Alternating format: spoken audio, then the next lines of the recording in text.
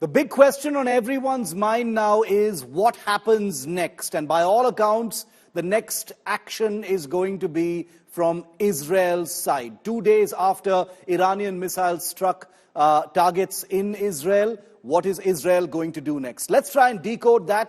Joining me on the news track tonight is Efraim Halevy. He was director of the Mossad, Israel's premium intelligence agency from 1998 to 2002. We also have with us we will also be joined by Salman Seema, who's a former political prisoner from Iran. Mr. Halevy, welcome. Thank you for your time here on India Today. My first question to you, Mr. Halevy, is everyone is wondering, the question on everyone's mind right now is, how is Israel going to respond or react or retaliate to the missile attack from Iran a couple of days ago? How do you see that, sir? What is your assessment?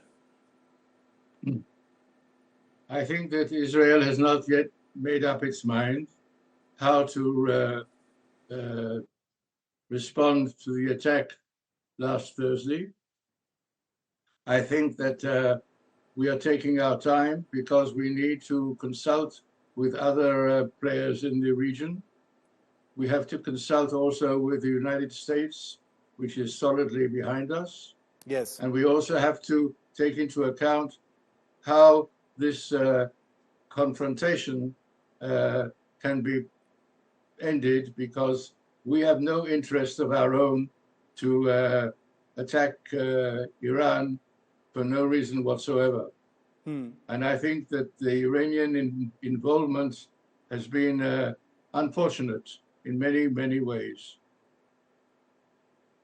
Mr. Halevy, what did you think of the Khamenei's comments today in his speech?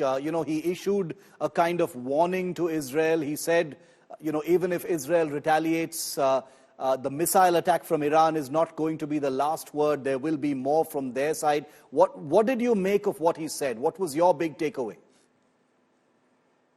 My takeaway is that after the attack that they carried out a couple of days ago, which in many respects was ineffective, and the damage caused in Israel was very, very marginal from every point of view, I think that the risk they are taking by engaging us is far beyond what they will be able to obtain if they continue to attack us, because I believe we have the capability to meet these attacks and to prevent serious damage to Israel.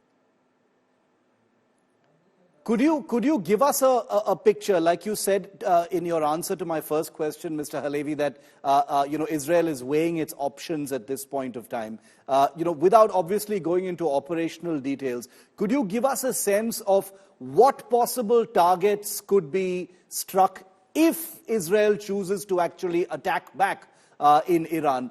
Could there be nuclear facilities? Could there be military facilities? Could there be oil refineries? What are the possible targets in Iran, sir?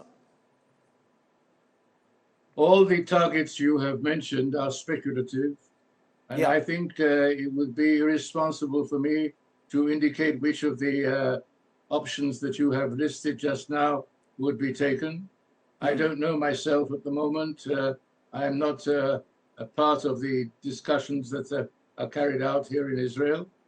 What I do believe is that Iran, I think, would do well in order not to take action which would involve her in a means and a way that would not be conducive to its interests.